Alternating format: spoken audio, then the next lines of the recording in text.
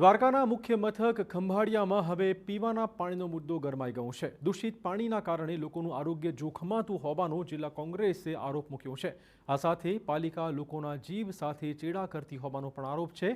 જિલ્લાના અનેક વિસ્તારમાં પાણી પીવાલાયક નથી, જે બાદ કોંગ્રેસ સહિત સ્થાનિકોએ પણ રેલી કાઢીને પ્રાંત અધિકારીને આવેદનપત્ર આપ્યું હતું અને પાલિકા તાત્કાલિક અસરથી પાણીનું ક્લોરિનેશન કરે અને શુદ્ધ પાણી પૂરું પાડે તેવી માંગણી કરાઈ છે।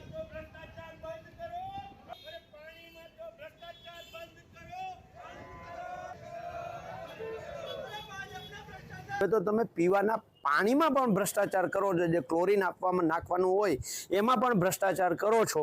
ત્યારે આજે ખંભાળિયા શહેરની અમારી ટીમ કોંગ્રેસ દ્વારા અમે જોધપરના નાકાથી બધી જ દુકાનોને પત્રિકાઓ વિતરણ કરતા છેલ્લે પ્રાંત અધિકારી શ્રીને આવેદનપત્ર આપી રજૂઆત કરી અને માગણી કરી છે કે જે આ ભ્રષ્ટાચારી લોકો છે એમની સામે તપાસ કરવામાં આવે। આ સમગ્ર મામલે જિલ્લા આરોગ્ય અધિકારીએ પણ પુષ્ટિ કરી છે કે 37માંથી 4 વિસ્તારના સેમ્પલ ટેસ્ટિંગમાં નિષ્ફળ નીવડ્યા છે। આરોગ્ય વિભાગે આ વિશે સંબંધિત વિભાગોને લેખિતમાં જાણ કરી છે અને પાણી શુદ્ધિકરણની પ્રક્રિયા ઝડપી બનાવવા કડક સૂચના પણ આપી હતી।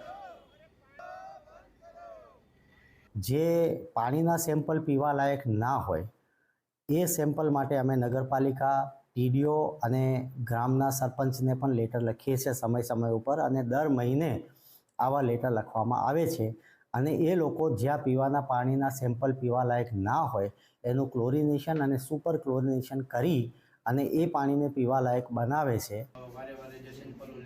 તો જોવું રહેશે કે તંત્ર આ આવેદન બાદ સફાળો જાગે છે કે પછી નગરના લોકોને હજુ પણ દૂષિત પાણી પીવા મજબૂર જ થવું પડશે।